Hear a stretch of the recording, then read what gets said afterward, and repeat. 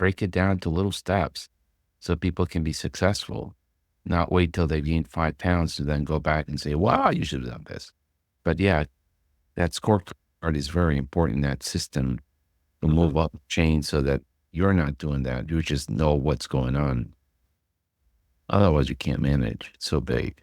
One of the things we ran into too, I think, is that there had been a point where we had that kind of system, not to that extent set up, but COVID exploded a ton of this stuff. And I still feel like the last year or two has been a process of, oh, we have to get back to doing this. Oh, we have to get back to doing this. We're 3 to 4 years out now, and to finally feel like the dust is settling, and we're finding that, oh, there's these things that had been a thing before COVID that became impossible to do for that year or two. Then now we have to be intentional about, oh, we have to start doing that again. It's too easy to let those things slide.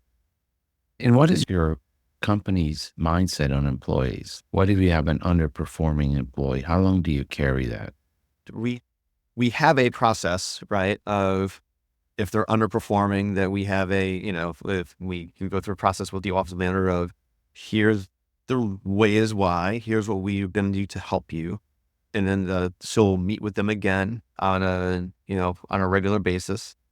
And so I think that's probably one thing that we do right now is, I think the shorter frequent meetings right now happen more when someone is being helped along.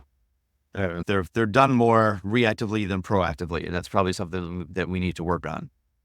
Interestingly, one of our docs has a little side gig at a medical tech firm, and he's brought that idea over from there. That they do a lot of this in their process as they're doing their programming and their all that kind of thing.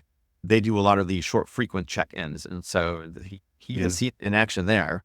So I think he's going to be the resource to help us along here. But it's one of the things I've learned also is that, like I said, HR is not my strong point, but I have found that some of our office management, they have done a good job of being flexible with some of these things. And for instance, we had a couple of employees who maybe didn't start off in the right position for us.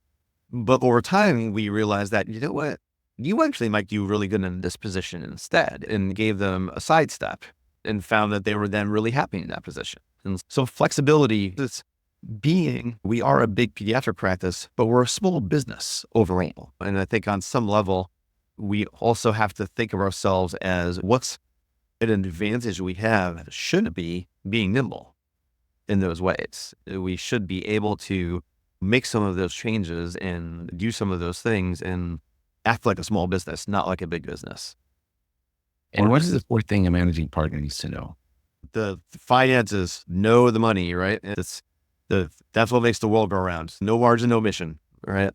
So you really need, this is, I guess, a little bit of a 2A from the data, right? Because in a sense, it's also data, but it's very specific data, right? So you need to know, what are your revenues? Where are they coming from? What is your percent of T14s?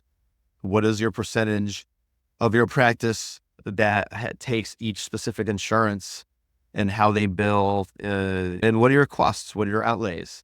What are your staffing costs? So what are your vaccine costs?